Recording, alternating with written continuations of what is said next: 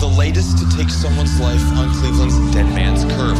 The dangers of that stretch of road are well known, but this is the first time in years someone has died there. Another crash occurred that killed a 19-year-old girl. A teenager is dead after a motorcycle crash near Dead Man's Curve, the first deadly crash in that area in years. A 19-year-old woman is dead following a fatal crash Friday night here on Dead Man's Curve. The last time anyone was killed here was back in 2020.